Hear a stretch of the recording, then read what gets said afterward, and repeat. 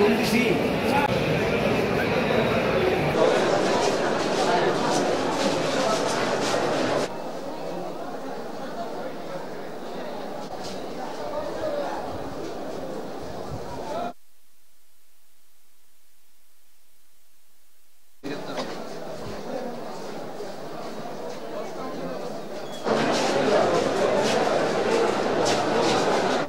চাঁদ মিয়ার যে আন্দোলনটা চাঁদ মিয়া ছিল নারায়ণগঞ্জ ছাত্র বৈষম্য আন্দোলন তৎকালীন সময়কার ছাত্র বৈষম্য আন্দোলনের একজন সক্রিয় অংশীদার।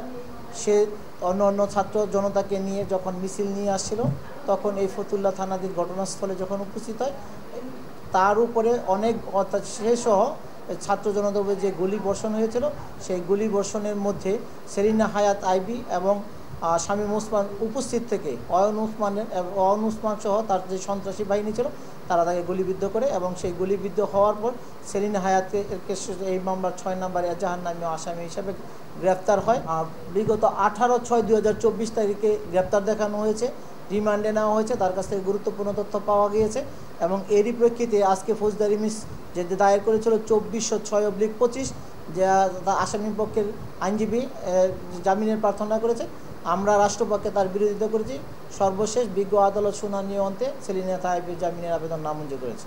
শামীম ওসমানের সাথে মেয়র আইবির যে বিরোধ এটা সর্বজন বিদিত এবং মামলার এজাহার অনুযায়ী মেয়র আইবি ঘটনাস্থলে ছিল, তার কোনো ভূমিকা ছিল, সে কোনো ঘটনার সাথে সম্পৃক্ত ছিল, এজাহারের কোথাও তার নাম থাকা ব্যতীত এই বিষয়ে কোনো বর্ণনা নাই। তার উপস্থিতিও সে সেখানে ছিল না। আর এটা স্বীকৃত শামীম ওসমান আর আইবি একই ঘটনায় এক জায়গায় যাবে সেটা হতে পারে না এবং আমরা এই কথাটাই বিজ্ঞ আদালতে উপস্থাপন করেছি। আমরা হুজুরের কাছে দয়া চাইছি, রাষ্ট্রপক্ষ বিরোধিতা করেছে, বিজ্ঞ আদালত উভয়ের বক্তব্য শুনে জামিন নামঞ্জুর করেছে। আমরা এই বিজ্ঞ দায়রা জজ আবু শামীম আজাদ সাহেবের আদালতে আমরা শুনানি করেছি এবং এই আদেশের বিরুদ্ধে আমরা মহামান্য সুপ্রিম কোর্টের হাইকোর্ট বিভাগে ফৌজদারি মিস দাখিল করব এবং পরবর্তী আইনানুগ যে পদক্ষেপ সেটা আমরা গ্রহণ করব।